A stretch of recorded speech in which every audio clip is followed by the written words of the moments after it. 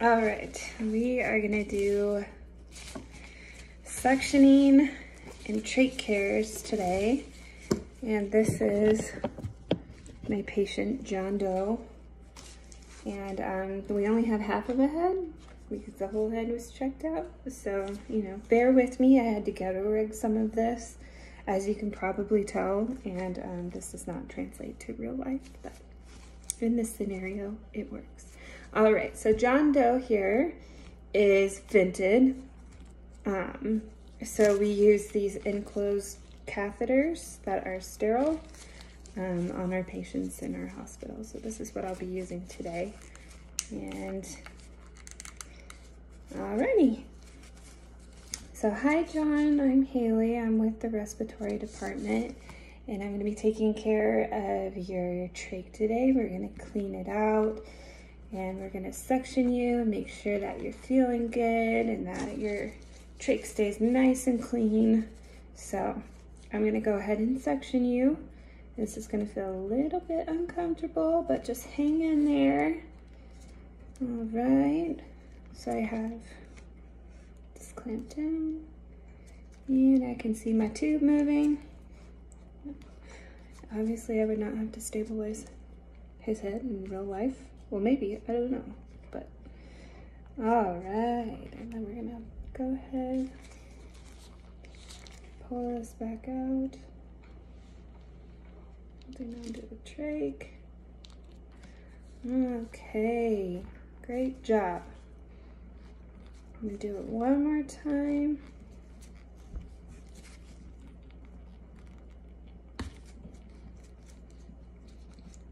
Okay. Great cough, John. Did a good job. All right, pull our little suction guy back out. Okay, so we're sectioned. I'm gonna move on from that to cleaning his trach. So I'm gonna go ahead and take his little suction catheter off here. And hopefully you can see me well enough. All right. So at our hospital, we have these prepackaged trach care kits. So when you open it up, everything is in there. I do have an inner cannula, but this is out of its package because it's the education one. So just pretend this is a sterile cannula. This is a sterile cannula. Okay, so I would take my sterile saline and place it in here. And then I would go ahead, and this is just what I've observed.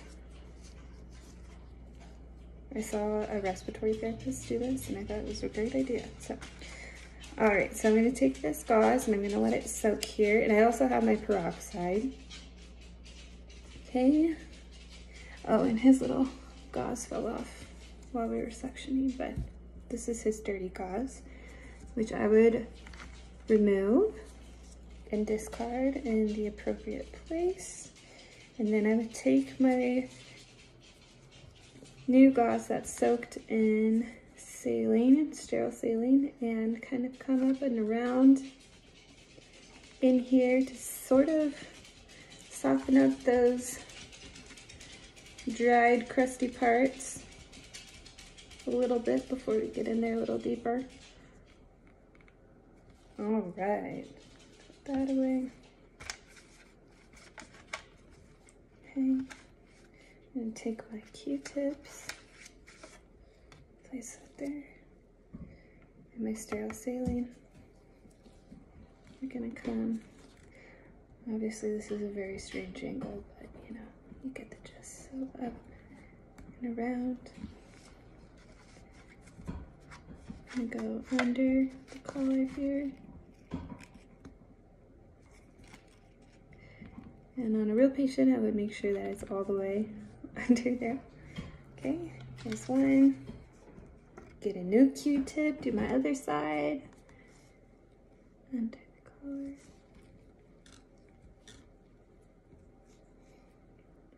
And up under.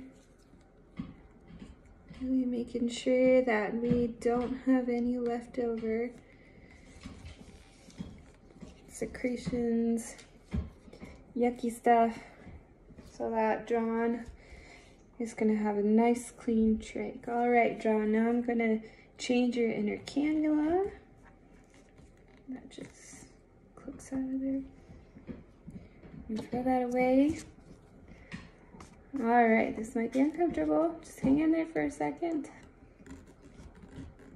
All right, great job. Okay. And the very last thing I'm gonna do is replace his gauze with the pre-cut gauze. And then if this part of his collar needed to be changed, I would do that before I would put the gauze on. But I worked very hard to get this around this neck, so we're just gonna pretend that I did that so that I don't actually have to redo that again. All right, and then we could get rid of this, throw it away where it needs to go. Now I would hook them back up one more time, see if we need to section one more time. Way in. Beautiful. He was a great patient in all of his half-head glory.